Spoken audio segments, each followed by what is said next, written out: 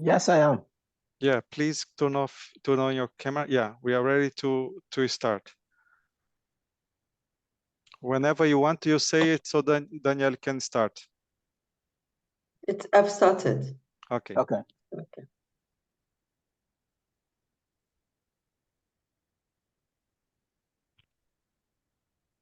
Okay, welcome to everybody. And take this opportunity to wish all of you a happy new year. I'm glad to do this webinar, to be a moderator for this webinar. And I don't want to waste your time, so I will go straight to the opening remarks. As you can see that, I give the floor to Mio, who is the acting director of the division on international trade and commodities here at Unctad. Mio, you have the floor. Thank you, Taro. Good morning, everyone.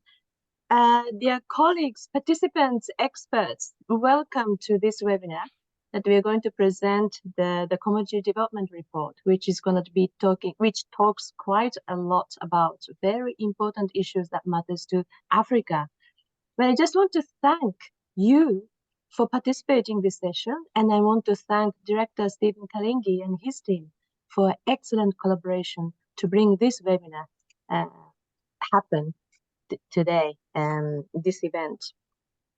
So this webinar aims to reflect on Africa's perspective on the key messages of the UNCTAD's Commodities and Development Report 2023. The report underscores that even today, most developing countries depend heavily on exporting a few raw materials, sometimes one or two.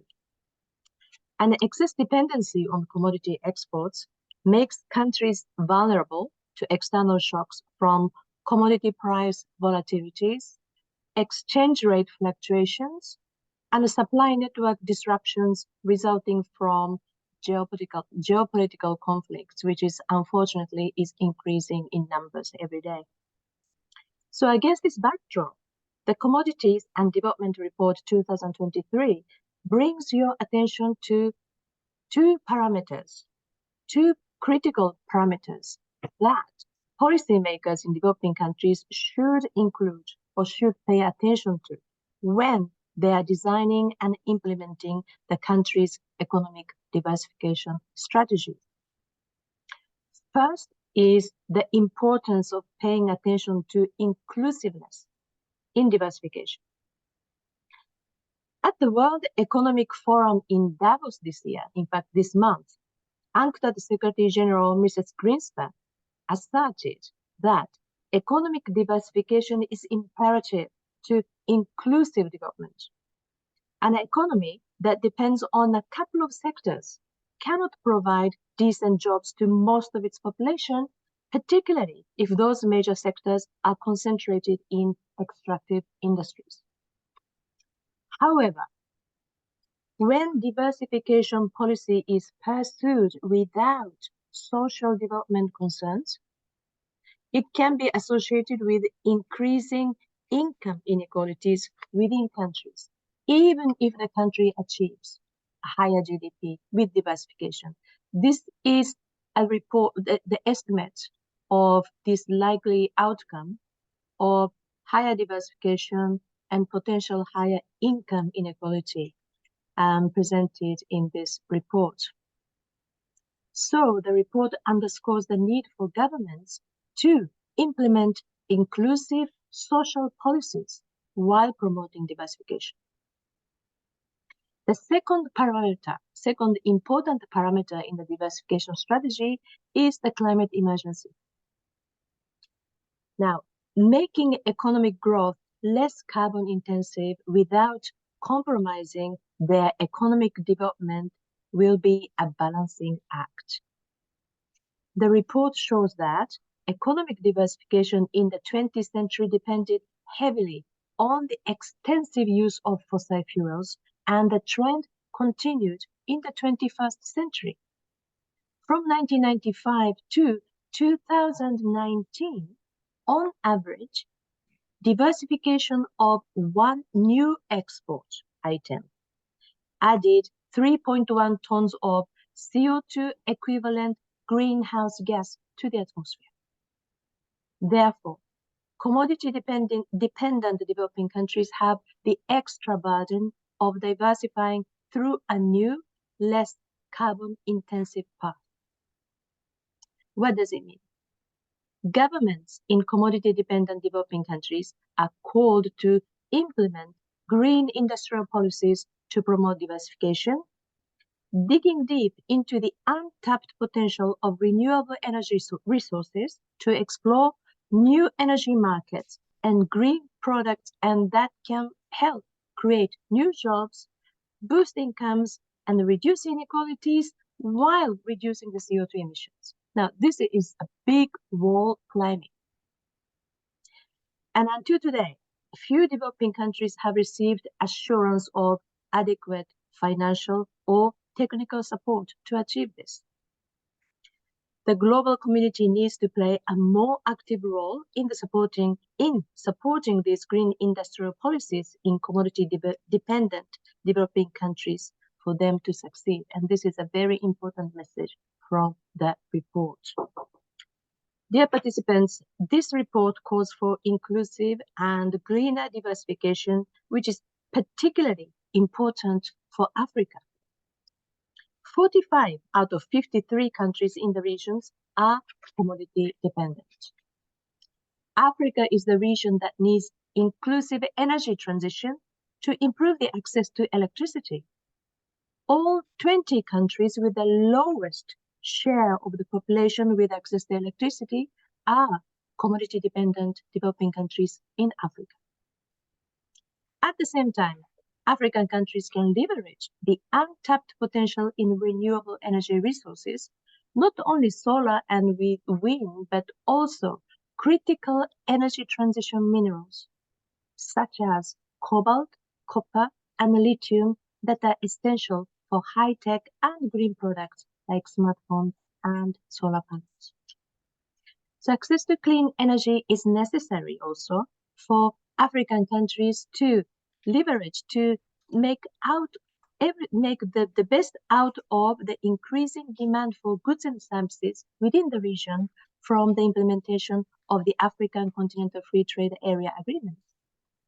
Unctad remains available and ready to continue working with the United Nations Economic Commissions on Africa and African countries to reach that goal. So I hope this webinar contributes to your already excellent knowledge on commodities and development. And I'd like to thank you everyone for the attention and hand this over to you, Stephen. Thank you. Thank you so much, Miho, and thank you, Tal, for moderating this segment. Let me first start thanking you, Miho, for the collaboration, and allow me also to pay tribute to your team, and especially the late Yanbian Krunziza, colleagues who are attending this seminar. We really encourage you. Also, in honor of Yanbian, that you take time to read this report. He was an intellectual heavyweight in Unctad, and he has contributed significantly to the debate and the conversations that we have on commodities. And this report, as you will see, under the leadership of Miho, he was actually the pen holder, or at least led the team that did this work. So thank you for the opportunity and the pleasure in helping disseminate this important report on commodities and development, as viewed through the lens of inclusive diversification and the energy transition. We know that the conversation today surrounding development is changing. While it has always taken a central focus, today's mechanisms for industrialization are being directed in a manner that is both inclusive and sustainable. And it is our role at ECA, like the rest of the United Nations, and specifically within the regional integration and the trade division that I head, to ensure that sustainable and inclusive industrialization across the continent continues to prosper. Yet, we are all too familiar with the fact that despite recent efforts, Africa itself remains overly dependent on the extraction and export of raw commodities, activities that are at the earlier stages of the full manufacturing process, and they tend to bring little added value to the exporter. And I think you have heard the statistics on the number of African countries from Miho. This liability subjects many African countries to the unpredictability of international commodities markets. It leaves them dependent on the import of intermediate and finished goods and can adversely affect climate efforts, a situation we are all working to change. Fortunately, Africa is in a position to change this trajectory through initiatives like the African Continental Free Trade Area, that's the AFCFTA. The AFCFTA, as we have said, it holds immense promise to help diversify the continent and build the resilience that the continent needs to move it forward on its development agenda. We at ECA see the AFCFTA as a game changer for Africa. Based on our modeling work here at the Commission, we predict that in the year 2045, that is 20 years from now, when the AFCFTA is fully implemented, compared to a situation where we did not have the agreement, intra-African trade will be higher by 34.6% due to its full implementation in that year. So if you assume that you do not have the AFCFTA, obviously intra-African trade will continue to grow. But now if you add the AFCFTA on top of that baseline, there would be an additional 4.6% of intra-African trade because of the AFCFTA. And while concerns surrounding increased trade on the output of emissions, or rather carbon emissions, are well considered, our research indicates that under certain scenarios, increased trade under the AFCFTA can even help countries to reduce the greenhouse gas emissions.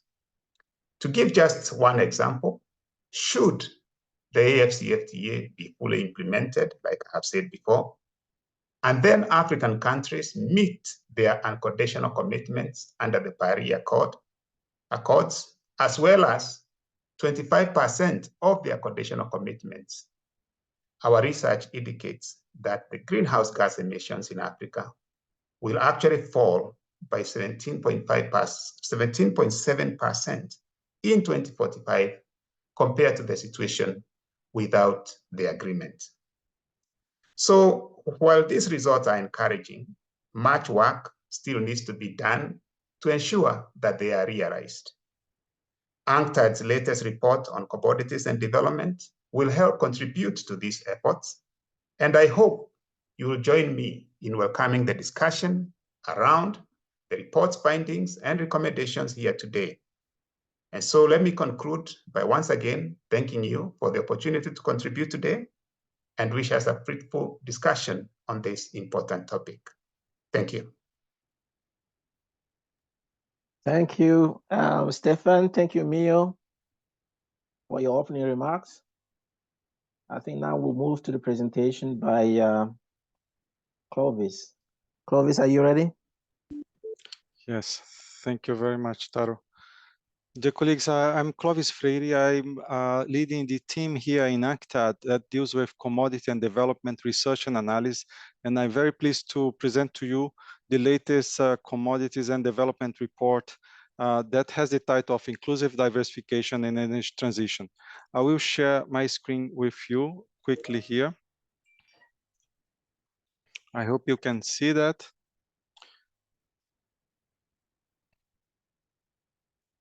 So we are in a very important year for Unctad this year. We are celebrating the 60th anniversary of Unctad.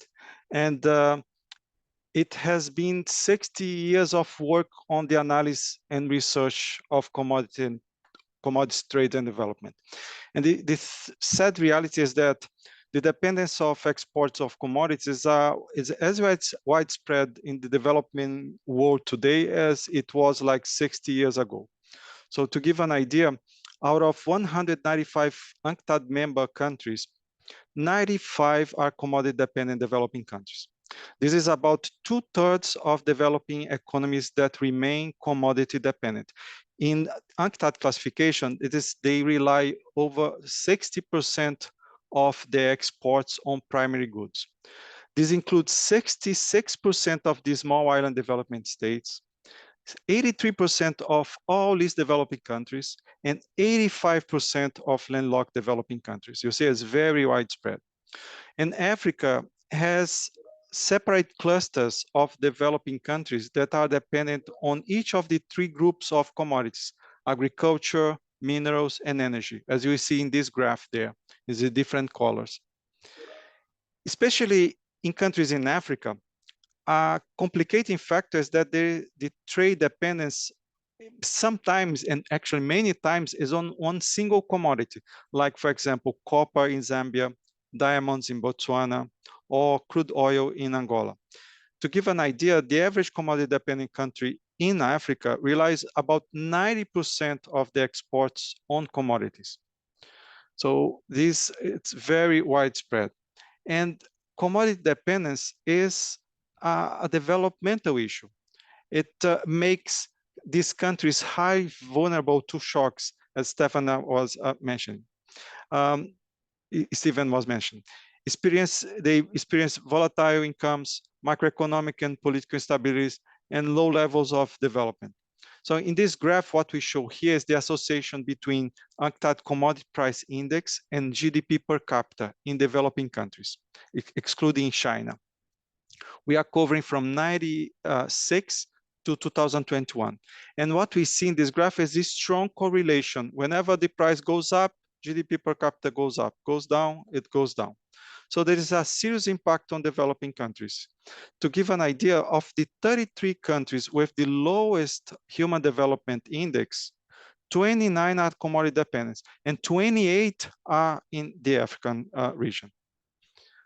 So to overcome this challenge, the way to go is to diversify the economies. So what this graph illustrates is how diversification is directly and positively associated with higher total GDP. The higher diversification, the higher the total GDP.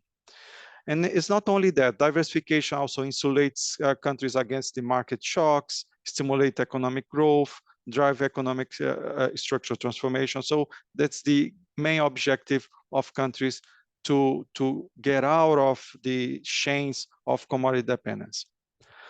But then comes the first main message of the report, as Miho was mentioned, is that diversification brings economic benefits, as I was explaining, but it may also have some drawbacks if they are not accompanied by inclusiveness and inclusive policies.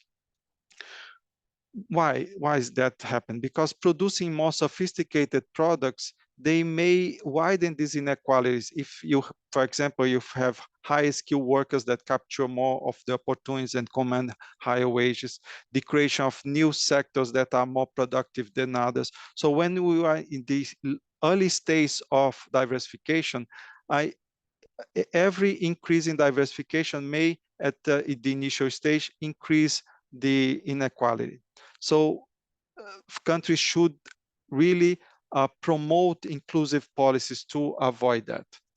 To give an idea, in terms of the existing research, there are very limited studies that link this association between diversification and inequality, and they have mixed results. Some studies, they suggest that diversification result in higher wages for skilled workers and therefore greater inequality. Other studies shows that diversification bring opportunities for all and then decrease inequality. So in this report, we present an empirical analysis of 182 countries, and we studied them from 1998 to 2018, so 20 years period. And what we see in this report is that while export diversification may increase income of countries, they are also associated, unfortunately, with greater inequality within countries. What I show here is trying to summarize these results. So you can see these colors of these circles, they represent if the factors affect positively, like the inequality, so it's in green, meaning that if you increase one factor, you also increase inequality, and in red, if you increase the factor, you decrease inequality. So what this graph shows is that diversification has been associated with increasing inequality within countries. Is that to give an idea, from 1998 to 2018, on average, 1% increase in the number of products that a country could export was associated with half-point increase in the ratio between the top 10% richest of the country and the top and the bottom 40% poorest in the economy. So this positive relationship between diversification and inequality is even more evident actually for countries that are classified as low and low middle income countries, as the majority countries in Africa, unfortunately. So for these countries, they should have a strategy to move along value chains and increasing the range of products through moving to sectors and adopting technology that are more labor intensive, that create more jobs, as well as taking active redistribution measures, adopting inclusive social policies. Those are all actions and initiatives that could make countries diversify while also taking care of reducing inequality. Now, let us move to the second key message of the report that also Miho mentioned, is that basically commodity-dependent developing countries, they must become more resilient by moving up the value chains and diversifying the economies, as I mentioned. But these countries now have to do that diversification through a low carbon path, now in this context of climate change and energy transition. The problem is, historically, economic diversification has relied on extensive use of fossil fuels. So both dependent countries that are dependent of commodities and those that are not dependent of commodities, they follow the same path. Higher diversification, high carbon emissions. That's what we show in this graph. In blue, we have countries that are commodity dependent. In green, we have countries that are not commodity dependent. They are more diversified, but you see over time, the line that they follow is the same. As what Miho mentioned also before, from 95 to 2019, on average, every increase in one product on diversification increased 3.1 tons of CO2 equivalent of greenhouse gas in the atmosphere. So the second message of the report is that commodity-dependent developing countries, they need to make growth less carbon intensive without compromising their economic development. Now, the thing is, as we can see in this figure, more diversified, developed and developing countries, they have over time, they had the higher emissions compared with the countries that are dependent on commodities. For example, on average, a person in a commodity-dependent developing countries, it generates only 1/3 of the emissions of a person in the European Union, 1/4 of someone in China, and 1/7 of emissions of someone in the United States. So the lowest emissions are observed in these commodity-dependent developing countries. And even the lowest emissions were observed in commodity-dependent developing countries in sub-Saharan Africa. So there is a lot of leeway there because the emissions that comes from these countries is relatively very low. We know that in terms of emissions per GDP, the situation is different. So every additional dollar in the GDP that a commodity-dependent country adds there has a high effect on emissions than an additional dollar of a developed country. Why is that happening? Because at lower levels of diversification, there is a lot of capabilities that need to be built for the country to be able to grow, including in terms of building infrastructure, factories, establishing logistics, all these adding to the emissions. So there are also difference on the way that the association between emissions and growth change over time. We know that developed countries, and that's what we show in this graph with different bars, developed countries, their emissions, they fluctuate with the business cycles. So for example, during the COVID-19 pandemic, that we had a drop in output in the world, there was a drop in emissions, particularly in developed countries. In developing countries, emissions, they are less pro-cyclical, less related to the fluctuation of business cycles, and they gradually they rise with the GDP. And the emissions that are least pro-cyclical are the ones related to sub-Saharan Africa. So most probably also, of course, reflecting large shares of the many economies of the region that are in agricultural subsistence or in the urban areas in informal services in sectors. So what lessons can we learn from the experience of countries that were the early industrializers? So this graph here, it shows how $1 of GDP compares with the emission of CO2 per capita. And we see that these lines goes down over time, meaning that for every additional dollar, the emission were reducing. And we have that for a few countries that were the early industrializers. And what we see is that for France, Germany, the United Kingdom, they only were able to totally decouple their growth from emissions in the 1950s. You know, they were well into their industrialization process. The United States only decoupled that in the 1990s, and Japan is yet to reach the stage in which the economic growth is associated with fewer emissions. So what we see is that each country goes in that different pace. So we should expect the different pathways depending on different circumstances for developing countries. For example, some countries in Africa, they may increase their emissions before reducing them. So first, to boost access to energy, laying out this ground for sustainable green transition. And this is particularly important for countries with low level of access to electricity.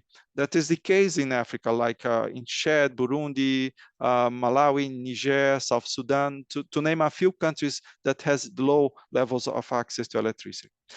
Countries that traditionally use a green source of energy, for example, hydropower in Ethiopia, geothermal in Kenya, they may move quickly to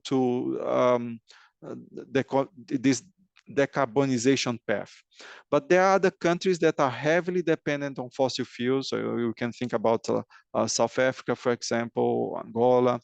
They may find it easy, they may not find easy to quickly transition to green energy. So that has be more phased down. So in summary, the countries, developing countries will have to follow different paths, and some reducing their carbon intensity faster than others. So commodity dependent developing countries, they must diversify their economies while aligning their efforts to achieve this just energy transition. And in doing that, they should prioritize inclusivity by creating jobs, addressing income distribution concerns. And one way to do that is through this green industrial policy. So they are essential for achieving those goals. They should be integrated they should integrate conventional factors driving economic transformation, like access to education, improving infrastructure, and so on. And also factors that are specific to low carbon economy. But there are some entry points for these green industrial policies in commodity dependent countries that are dependent on the commodity that they export. For example, in countries that depend on the export of fossil fuels, one entry point for the green industrial policy could be to transfer income during the boom of the price of fossil fuels into asset portfolios through commodity-based sovereign wealth funds, knowing that these funds only effective and sustainable if they remain transparent, if with strong governance, robust inflow and outflow rules, all of that considered. But these funds can help these countries to invest in diversified sectors, invest outside of fossil fuels. In countries that depend on minerals, there are two considerations there to make. You have countries that are important, that have important reserves of these metals that are imported for energy transition, so critical energy transition minerals such as cobalt, lithium, and mining there should be linked with domestic and regional value chains to add value there.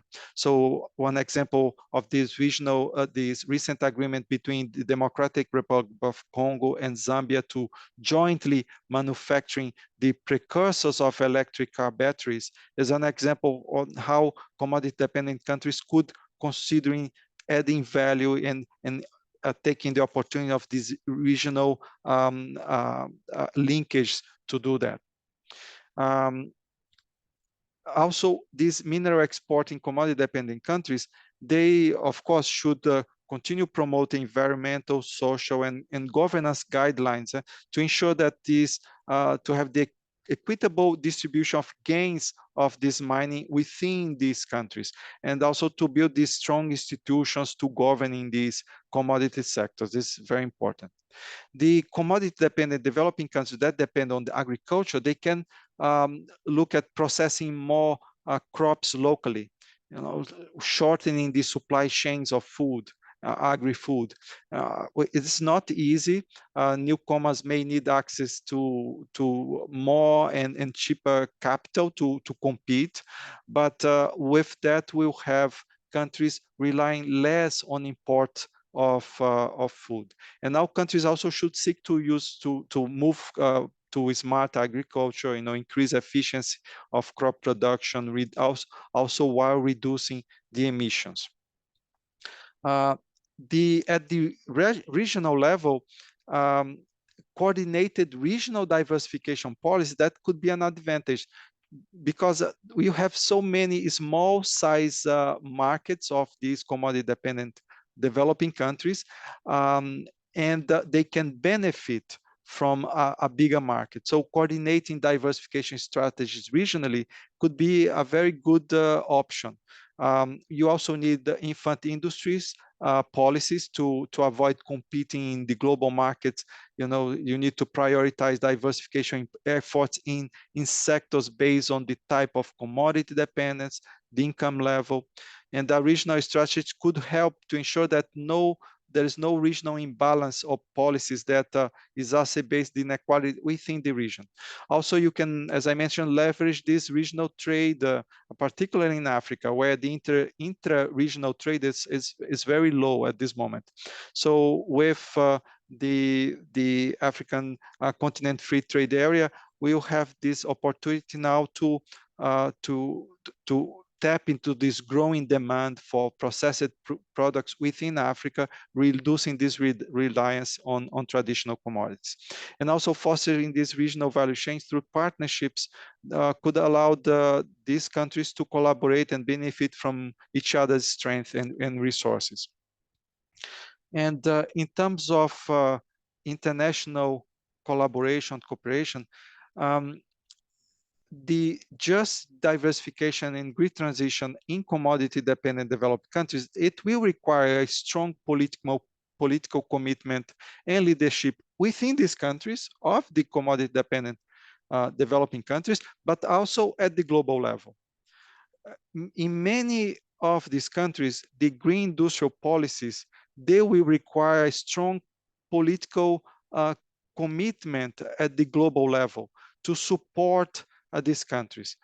and areas of support. One is to limit the speculation and implement some counter-cyclical financial facilities to mitigate these price shocks of commodities.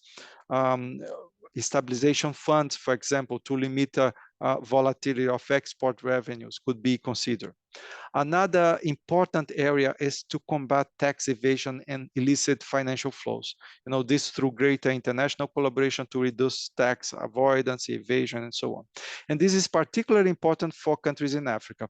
In Unctad research, we show that illicit financial flows, they cost African countries around $50 billion per year. This is much higher than the amount of official development assistance that comes into Africa.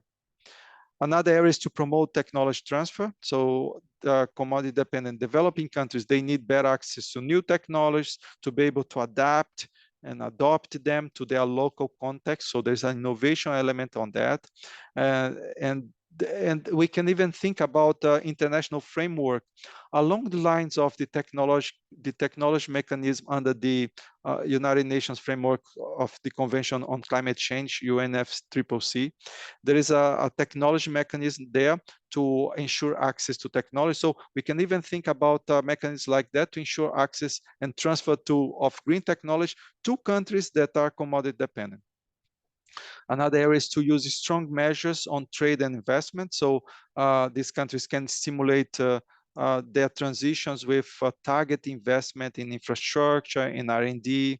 Also, those countries that are eligible to the special and differentiated treatment under the WTO rules, they can take advantage of that and increase some protective incentives and regulations in some of the aspects related, for example, to FDI. Another area is to support energy transition and mitigate the consequence of the stranded resources, that those resources that will have to keep on the ground for the energy transition. It is very unrealistic to expect that commodity-dependent countries that depend on these fossil fuels will voluntarily strand their resources on the ground without an alternative development path and without the support from international community. So this is very important. And here the international financial institutions, donor governments, and aid agencies are very important. So it's also critical for commodity-dependent developing countries to be supported by international funding to implement national determined contributions and support the countries on their move towards sustainable development. Well, this is a very brief overview of the report. What in summary I say is that this is just the diversification in green transition in commodity-dependent developing countries will require a strong political commitment and leadership of these countries at the global level. And these challenges are similar across these countries that are dependent on commodities, but each country will have to find its own path supported by green industrial policies.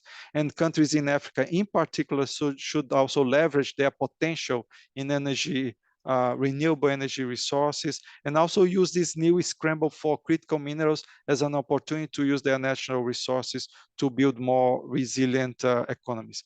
I invite you all to access the report at Unctad website, and here's the link, and the presentation will also be available later in the page of this webinar. Thank you very much. Back to you, Taro. Thank you, Clovis. Thank you for this clear presentation of the report, the key messages, the policy recommendations, and also to encourage our participants to read the report.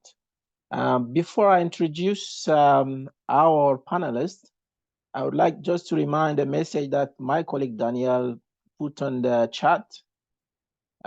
If you have substantive questions to address to our panelists, please enter them into the Q&A section, not in the chat, because I've seen some questions in the chat and some questions in the Q&A. So please put it in the Q&A. I have seen some of them. Those questions, I will address them to the panelists so that they can respond. Now I can introduce our dear panelists to you. I start by Elena. Elena is currently a trade and environment specialist at UNECA, and she works for the center called the African Trade Policy Center. And there she coordinates a joint ECA and Unctad project focused on integrating environment consideration into country implementation of the African Free Trade Area. And before she joined ECA, she co-led the policy impact work at the Multi-Partner Research Coalition on Biodiversity and Trade. And she also worked for the UN Environment Program program as a policy analyst. She earned a Bachelor of Art in Political Science from the University of Mannheim in Germany, and an MPhil degree in environmental law and economics from the University of Cambridge in the UK. Our second panelist is Dr. Nitin Shikuri. Nitin is the Senior Agricultural Policy and Program Development Officer at the Ministry of Agro-Industry, Food Security, that's in Mauritius. She has over 20 years of experience in the field of agricultural policy, planning, and analysis. His work includes providing advice to the ministry in the formulation of agricultural policies, and he's specialized in agricultural trade issues.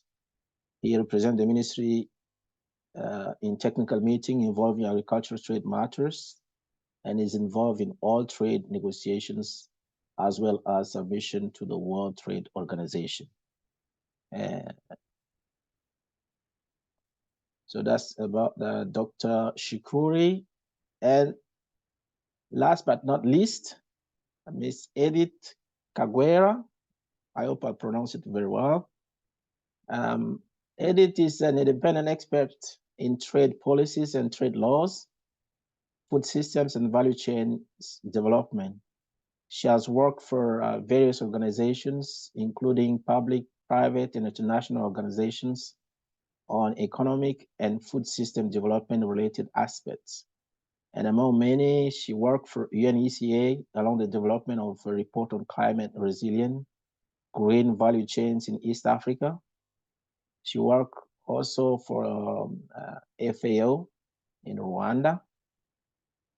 And Edith is an economist by profession. She was a master's degree in international trade policy and trade law from Lund University in Sweden.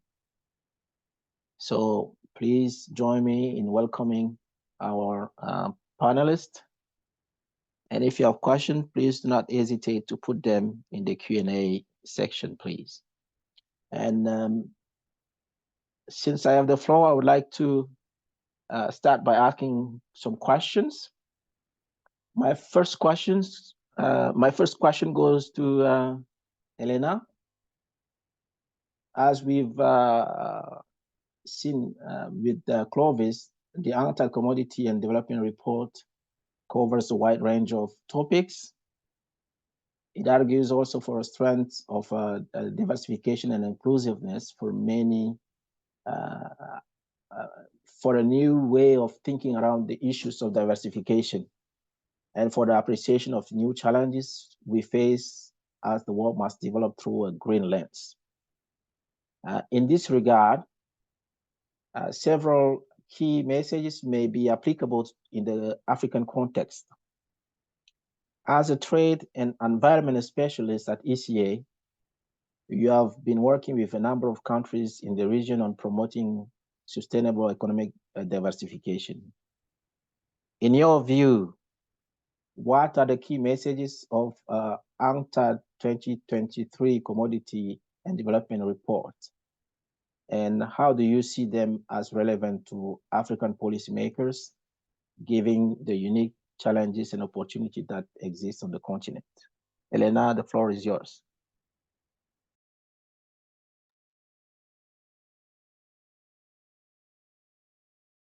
You are muted. Oh, sorry. Yes. Yes, no now. Great. Thank you so much, Tara, for giving me the floor. Thanks very much to all colleagues at UNCTAD for this cooperation, because I think it's a particularly relevant report and relevant research and policy messaging for the African region. We already heard that African countries are particularly dependent on commodity exports, right? No continent is more dependent on exports of a few commodities. In many countries, actually just a few products. And so they're exceptionally concentrated as well. And in addition, this commodity dependence now also exposes African economies to the risk of stranded assets. So if we're going forward, looking at the energy transition, if we are going to reach a global a limit to global warming at 2 degrees, a third of oil and a half of natural gas reserves will need to remain in the ground. So we see that that's also a high risk for African economies going forward. Another important point, I think, of the report is that countries should reduce their reliance on a few commodity importers. And that has also been a really pertinent lesson for African countries in the COVID pandemic, as well as with the Ukraine war. We saw that food and fertilizer prices went up significantly, causing heavy distress in a lot of African countries.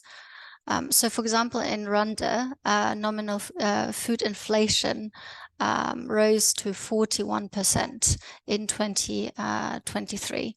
So we see that the continent has really an urgency to reduce its reliance on such few commodity imports from outside the continent, because this makes countries very much dependent and on international developments.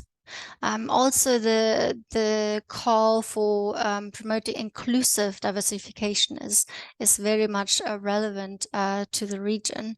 And we heard before that income distribution is particularly skewed in Africa. So the 5 countries with the biggest inequality in income distribution are actually situated in Africa. So we see that it's really quite pertinent to diversify inclusively. And last but not least Africa is also highly vulnerable to climate change, right? On the one hand, so promoting adaptation is key. On the other hand, we should also recognize that Africa and African countries are really key to actually realizing a successful low carbon transition. So if we look at the Congo Basin, for example, that hosts one of the largest rainforests, it's the largest carbon sink in the world. So we also realize that African countries need to be part of the solution to climate change, and therefore really need to be included in the international discussions as a key player. So I think this shows and demonstrates that African countries are really benefiting from inclusive diversification and also taking a low carbon pathway, and that this really will help them to reduce their dependence and their vulnerability in so many ways. And I think what the report also talks about in depth is the importance of green industrial policies. And one important point that the report also makes is that green industrial policies should also be coordinated on a regional scale between countries. And I think here the African Free Trade Area is really a key signal for countries. And we heard it from Stephen, so the African Free Trade Area has been signed and ratified, and currently is finalizing various stages of negotiation. So this can be a game changer for African countries to promote the diversification, and also strengthen regional supply chains and strengthen cooperation between themselves. Yeah. Thank you, Elena, for your answer. Now I move to Nitin, Dr. Shikuri.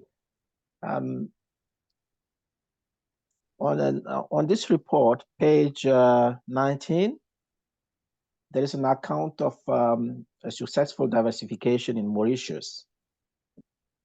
Do you mind sharing with us more details and what other African countries can learn from Mauritius? The floor is yours, Dr. Shikuri. Thank you, Taro. Good morning to everyone. Indeed, the report provides very useful insights about several issues of interest to the developing countries and African countries in particular. But to come back to your question, indeed, the Mauritian economy has witnessed successful diversification since independence in the late 1960s. We do have the transition, witness a transition from the sugar-based monocrop economy to what is now referred to as a services-oriented economy. But in between, I would like to highlight that there are three takeaway points that would be worth noting. For instance, the diversification that took place in the Mauritian economy over time was both at a horizontal level and a vertical level, in the sense that we are still in the agricultural sector, very much dependent on the sugar industry, but we have diversified in terms of producing more value-added products, like starting with raw sugar, we moved to refined sugar, and now our major export one is about special sugar. So we had this kind of diversification within the sugar sector itself that took place over time, and this has helped to sustain the sugar industry over time. Secondly, we had moved to the manufacturing sector in the late 1970s. We started with the textile sector. And actually, an important issue is that the sugar industry, the sugar owners, manufacturers, they have diversified their economic activities, and they have invested in the manufacturing sector. So the portfolio of the economic activity of those sugar owners have diversified. So we had started with governments. And within that, over time, actually, even the government sector, we have moved from government production to high-value textile products, and also other manufacturing sectors like spinning, yarning. So we have evolved within the textile sector, not just producing garment, but also spinning, yarning. And the spectrum of manufacturing activities have also diversified over time. Like we talk now or more of producing medical devices, light engineering equipment, leather production, tuna. So this kind of diversification have taken place within the manufacturing sector. Thirdly, in the services sector, which started around the mid-1980s, it was initially based on the tourism sector. We all are very much aware, I mean, many people are aware of the of Mauritius being very reputed for its nice beaches, which we invite all of you to come and spend some holidays here. But tourism itself have evolved now in terms of going beyond the beach, the sun, and the sea concept to, let's say, medical tourism, agro-tourism. So the diversification within the tourism industry has taken these considerations into place. And obviously, over time, the services sector has burdened from only being a tourism-based industry, and we have got emerging wholesale and retail trade. Now financial services are becoming more and more prominent, and the ICT sector is also taking up momentum. So what I'm trying to highlight is that the different aspects of the the change in the motion economy has taken those considerations within the sectoral diversification and vertical diversification. So we have got those two considerations. And against this background, I must say that we had a set of international events and factors that have contributed to the change in the economic trajectory of Mauritius. The sugar sector was based on our sugar protocol, that is guaranteed market for our sugar, but this has changed over time. Our textile sector was initially based on the multi-fiber agreement, and this also has changed over time. And also other sectors have taken place while those arrangements have evolved or been taken out through various international agreements. So basically, this is in a nutshell, what I would highlight in terms of our experience with regard to the diversification. Thank you. Thank you, Dr. Shukuri. Now I turn to Edith. Based on experience as a trade specialist in Rwanda, what is the takeaway from the report for Rwanda and perhaps the wider Eastern Africa region? Edith, the floor is yours. Thank you, Taro. I would say that the report is informative, and there is a lot of things to learn from it. And maybe starting with Rwanda, I would say that there are various opportunities that nationals and even regional policies should leverage on to make the agricultural commodities more competitive, to foster trade and growth in general. What do I mean here? There are ranges of opportunities that countries should look into. Some countries are so dependent on traditional exports, and yet there are various commodities that should be looked at, and that should be developed, and can be useful to exploit the available market platforms. So looking at the report and what it highlights on a wider range of opportunities that countries should exploit, I would say that Rwanda, we have various commodities, various agricultural value chains that could be diversified, could be developed, and this would give us more chances or more opportunities to explore the available market. And also looking on the environmental perspective, what she says on the environment perspective, I would say that as a country, we have a wide assignment to deal with addressing more of the environment challenges, and also dealing with what distorts the climate, or what distorts the environment in regard to agricultural value chains that are prioritized here in the country, so that we could be able to exploit these opportunities. And this does not only concern the country as in person, but also looking on the regional perspective.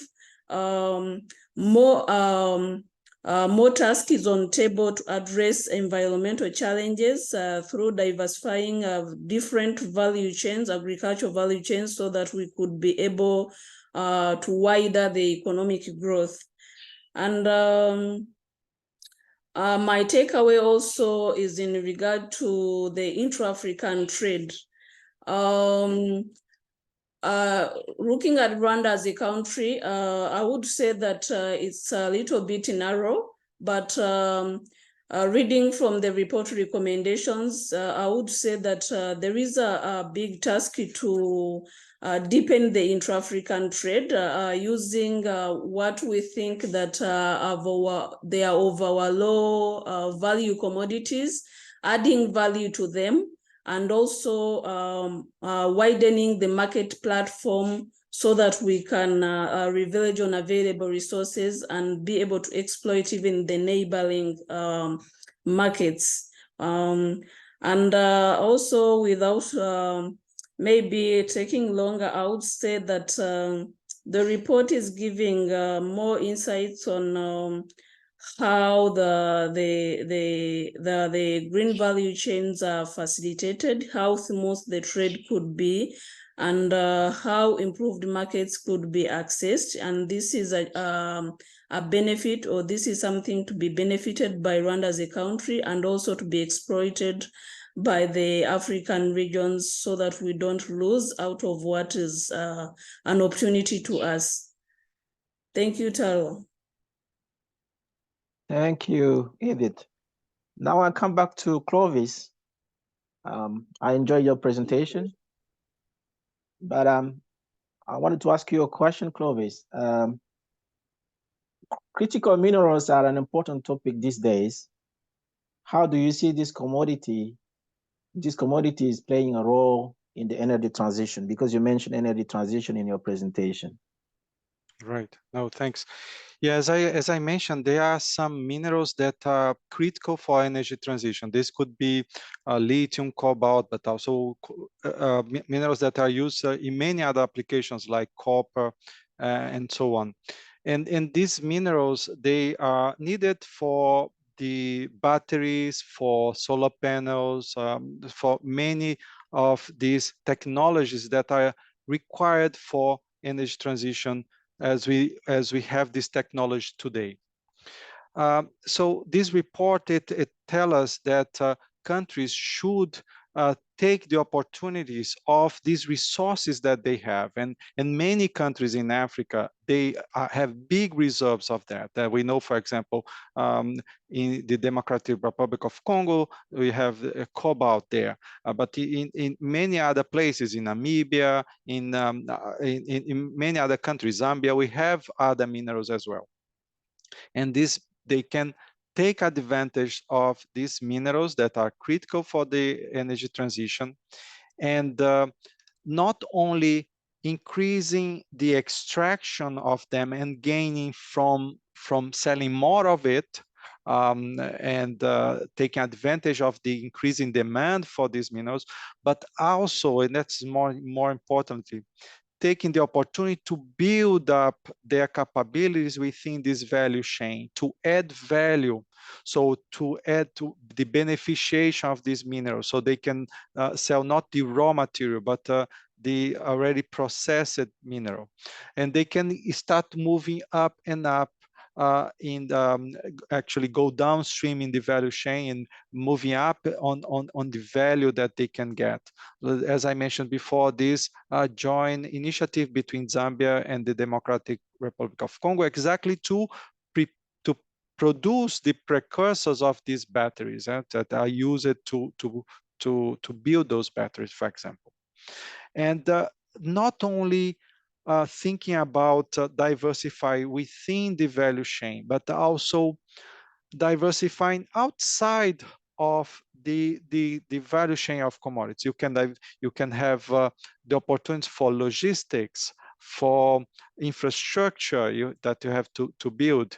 You have on the area of minerals, may go to chemistry. So there are many other areas that can be promoted in the diversification using that. If countries take this opportunity now of this boom and that boom in the demand for these commodities, to take this opportunity to diversify the economies, not only export the raw materials. So I think that is an important message that comes out of this report as well, that countries should take the opportunity to do that. That will be more inclusive and also goes hand in hand with this message of the just energy transition. Over to you, Taro. Thank you, Clovis. Now we got a question from Laura. And the question is, I will read it out. How can we reconcile the development of green industrial policy with the increasing demand for carbon credit generated by nature-based solutions? The question is to any of you who would like to respond to. Well, if I take perhaps and first and other colleagues can jump in, we are talking about the development of green industrial policies that are really able to create a coherent implementation of this diversification that is just and that is greener from one side. So this is really thinking about production, the demand. On the other side, we are talking about how can we use the opportunities also to have a more sustainable development without burning so much of carbon, and to have that as an opportunity to get this carbon credit and to finance then other things. So in a way, where you see a contradiction, or you may see a contradiction, and actually this goes hand in hand in a way. So you are the countries, what we ask countries to do is to, at the same time that they look for a diversification path that is more inclusive and greener, they also continue move towards a greener transition. And that could be using carbon credit and so on. This should go hand in hand. We just to be mindful that for countries that are at low level of diversification, as the majority of commodity dependent countries, it's almost impossible for these countries to start to diversify at the early stage without increasing the emissions. So that's why you have to go both things at the same time. So you may increase at some point, but you reduce by moving towards renewable energy and other initiatives. Just because you need to build infrastructure, you need to set up logistics, build new production, and build factories, and that would invariably, with the technology that we have today, result in high emissions at the initial stage. But the countries then can move over time to a greener path through this process of a balanced growth in this way. Over to you, Taro. And other colleagues, if may want to jump in. Related to the same question, maybe I have a question similar to that one, but I would like to direct it to Elena. Elena, we have learned that economic diversification is critical for African countries. However, in the face of rising environmental challenges, call for sustainable growth are becoming more imminent. Based on experience, how can countries move up critical value chains and diversify while keeping sustainability consideration front and center? Elena, the floor is yours. Thank you, Taro. I think let me go back to the AfCFTA, so the African Free Trade Area, which I think is key in that regard, and the implementation. So I think countries really need to think very strategically about how they implement the AfCFTA, and a key policy instrument for that have been national AfCFTA implementation strategies that countries have been developing, and to really have a long-term vision and a coordinated approach to how they implement the AfCFTA, and to actually leverage the agreement in a manner to diversify, to industrialize sustainably and inclusively.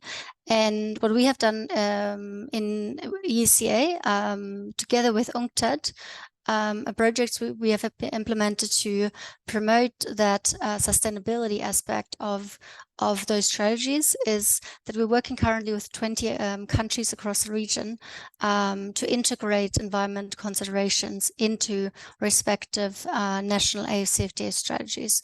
So I think that's one example of an initiative that looks at opportunities to promote green trade between countries in the region, and also reduce the climate, or promote climate resilience in those countries. And just to give you some examples, we talked about commodity dependence. So how can countries create strategies and policies to diversify? We heard about vertical, horizontal diversification. So one strategy really being how can, starting with maybe sectors where countries are strong in producing commodities at this moment, how can they use sustainable upgrading? So for example, things like climate smart agricultural interventions to promote the exports in a sustainable manner. Is there potential to reduce input of fertilizers? What about things like research into organic fertilizers, etc.? So there are many opportunities for countries to really implement those targets of vertical and horizontal integration, diversification in a manner that is sustainable. We also heard already about the DRC and its huge reserves in minerals that are relevant for the renewable energy transition. So how can we leverage those resources in a strategic manner? And also, if we think about import diversification, how can countries that are currently reliant on the import of energy, how can we maybe leverage things like renewable energy and potentially also promote the engagement, the involvement of those countries in the renewable energy value chain to reduce the reliance on energy imports? So I think these are all sort of interventions that are possible, that can be thought about, and that need to be implemented in a coordinated manner. And for this reason, or for this purpose, the national AFCFTA strategies are key. The countries are implementing, and then of course the cooperation between countries to ensure that these strategies speak to each other. And if I may come back just quickly to the project we're implementing together with Unctad, an important element of these strategies is as well, of this project is as well to promote the integration between countries, so that we can really look at common value chains in the region, see how one country can complement another one, and to see where there's opportunities to enhance value addition and regional cooperation. So yeah, that in a nutshell. Thank you, Tara. Thank you, Elena. Your answer leads me to another question, but I'll address that question to Edith. I know Edith is working on that project jointly in collaboration with Unctad and ECA in the coffee sector. What are the opportunities, Edith? What are the opportunities does your research point to as regard to the value chain competitiveness, sustainability, and upgrading within these traditional export sectors? Edith, the floor is yours. Yeah, thank you, Taro. I would say that there are various opportunities that the researcher is pointing out in relation to value addition to these traditional exports. And Going back to the essence of agriculture in general, in terms of employment or generating jobs for the population, adding value to these traditional exports is taken to be vital in terms of creating more jobs, and especially the decent jobs. Most of the times people think that agriculture is, or jobs in agriculture are dirty jobs, but currently we can see that it's generating decent jobs, and especially for youth and women. And taking Rwanda as an example, agriculture is employing around 70% of the population. So imagine when value addition is taken as a step forward, more of the population to be employed, and this is also going to increase. And another opportunity related to the value addition of these traditional exports that the research is also pointing out is about diversification.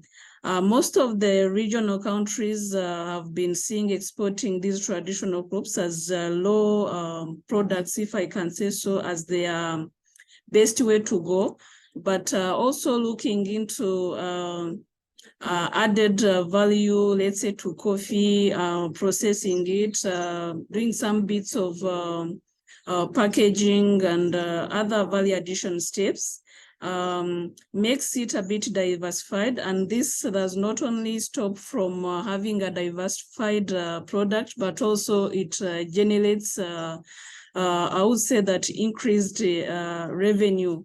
Because it's totally, when you compare the statistics on what is being sold as low, or the coffee cherries, and comparing it with the processed coffee, more, and I would say that tremendous increased revenue is out of this. This is a great opportunity, and it's more of income generating. And this is also another opportunity. It's related to promoting the local industries. The private sector has been hesitant to invest in local industries because of various reasons. The locally produced materials being exported the way they are, and they would be having that kind of a fear, and I hesitate to say that, what if we set up these industries? What if we go into value addition? Are we going to be competitive? Are we going to be competitive on a national level? Are we going to be competitive on a regional basis? How are we going to gain out of this? But taking forward value addition as a critical step forward, it's an opportunity to foster the local industries, not only on a local or in a national basis, but also on a regional forum, if I can say so, because the private sector is seeing this as an advantage, and relating it to the CFTA market available currently, this is an opportunity. This is something that is being grasped by the local, the private actors, and also the government entities should put a hand on this. And across different consultations that we went through this research, value addition is being taken as an advantage and seen to be a potential opportunity to local processors, and they are seeing the CFTA as their, I would say that, a rich market for them to exploit. And also another opportunity pointed out along this research in regard to the adding value to the traditional crops, and especially the most prioritized ones, coffee and tea, is about also on environment. I would say that environment protection. Different actors have pointed out that this is not only to look on the fine products, but also looking on the organic way. how to go organic. Some of what people have been considering to be the waste along the variation of these traditional crops are used as organic fertilizer through the fertilizer making.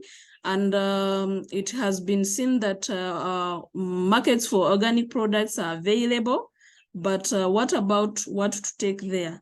So around the environment protection and dealing with soil degradation around the production of these traditional crops, adding value and investing it in more is also strengthening the other side linkage of going forward with having organic products on ground using organic fertilizers.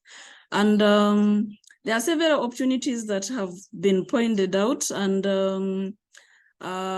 maybe the last but not the least, that was pointed out in this research as an added advantage or as an opportunity in regard to value addition is the strengthening of the available market or the exploitation of the available markets. Several different countries, different actors have been seeing the platform as what are we taking there?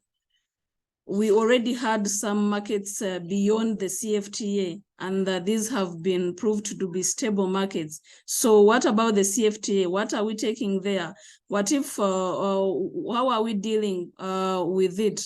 But when we tackle the point of adding value to what is existing, there are several rooms of opportunities that have been pressed on their tables, and this is an eye-opening to countries and to actors that with value addition, more chances are on table, more chances are there, and they are actually the hanging fruits for them to benefit or to exploit.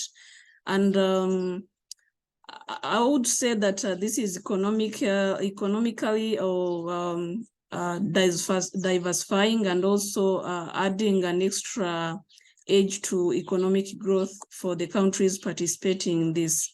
So the research actually is highlighting more and more of the opportunities in terms of value addition, not only to these traditional crops, but also to other potential value chains that could be pressed and would be better positioned to be exploited around the CFTA market available. Thank you, Tara. Thank you, Edith. And there is a follow-up question on the Q&A section by Ravi. In terms of regional policies, how would you suggest that it be approached? Would you suggest that it be a government-to-government approach or a company-to-company approach? Maybe I can start with that, and then colleagues can complement. Yeah, so I think in terms of policy, I guess essentially it will need the involvement of political stakeholders, right? But I think I might take your question to maybe mean in terms of promoting regional trade linkages, right?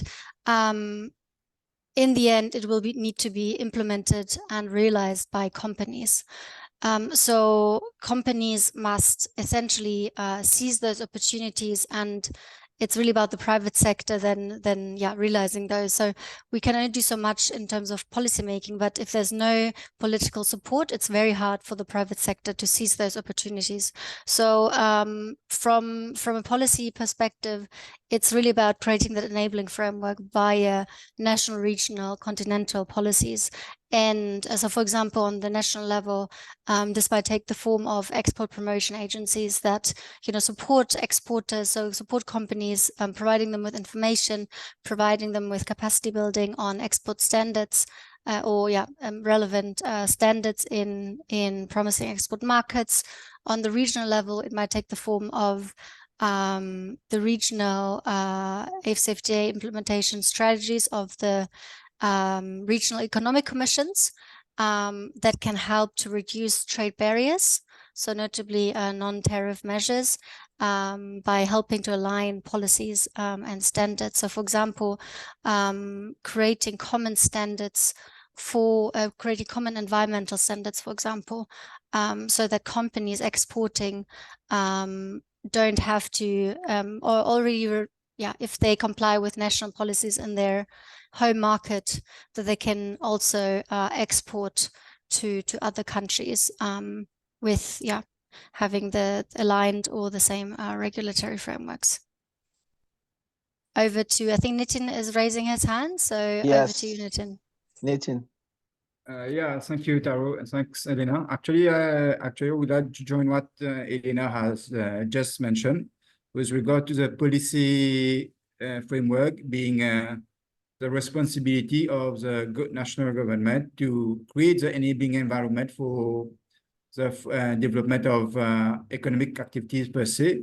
But I would just like to add also two other aspects that would need to be undertaken at the policy level. We have the policy considerations, and we have also the institutional aspects that need to be put in place for the fostering of particular sectors or projects or activities. And also, lastly, about the legal consideration. Sometimes you need to be party to, you adhere to certain international conventions, agreements, and then it's important that you domesticate those convention agreements at national level so that enables the private sector or businesses to benefit from those conventions and the global economic environment. So these are those couple of points that I wanted to share. Thank you. Thank you very much, Nitin. Taro, if I can just add one thing to that, on also related to regional policy. I think one important element of the diversification is to identify sectors to where to diversify to. You know, these economies, they produce very few things within the countries, and though they have to import so many things. So we have done a study here in Unctad, seeing what are the opportunities for diversification of countries in Africa, considering the African continental free trade area. And what we find is that for many countries, the opportunities in terms of what their capabilities that they have and they can move into, and also in terms of the demand within the region, many of the opportunities will be in light manufacturing, machineries, mechanical appliance, electrical machinery, and in processed base metals and products like articles of iron, steels, and things like that. So since many countries will have opportunity on the same kind of products, would be very important to have a regional strategy for diversification that gives the least diversified countries the chance to select their products first, the sectors first, and then you go to more diversified countries that then can identify sectors to promote and so on. So you end up also coordinating and having countries taking the opportunity and benefiting from the capabilities that other countries in the region already have. So you can have more coordinated effort for this strategic diversification, for example. Thank you, Clovis. Thank you, Clovis. I think we are getting close to the end of this webinar. There was a question, but I don't know how to respond to it, but maybe Clovis can, it's an IT question. If I can find it again. The question says, if it is possible, because it's from Kishore. He said, apologies, I joined late due to other commitment. Kindly share the recording later times. Thank you in advance. Is it possible to share the recording of this webinar with participants? Yeah, the recording will be available in the website at Unctad. Yes. Okay. Okay. With that, I would leave the floor to you, Clovis, if you want to close, or I don't know, our directors are not around. No, thank you very much, Taro. I think that colleagues, it's great to have this discussion. It brings really the message of the report alive, and we can debate that and also learn from each other what we have heard today. I think we heard that it's critical for countries in Africa to continue diversifying the economy, but taking considerations to be inclusive and also to be in a greener path. And we at Unctad, we stand ready to work together with colleagues in ECA to help countries of the region to do that. And I also give the last word to Elena to may say a few words to closing on that. And thank you very much for the participation of all of you. Yeah, thank you so much, Clovis, for giving me the floor. Just from ECA, thank you so much again to UNCTAD for the great collaboration and for this fantastic report that is really, I think, instrumental from the perspective of many African countries, and will surely be an important resource for them going forward. Thank you, and thank you also to my fellow panelists, including Nitin, as well as Edith, for joining us. Thank you, everyone. Thank you, Elena. Thank you, colleagues. Thank you. Thank you. Bye. Thank you. Goodbye. Thank you. Goodbye. Bye.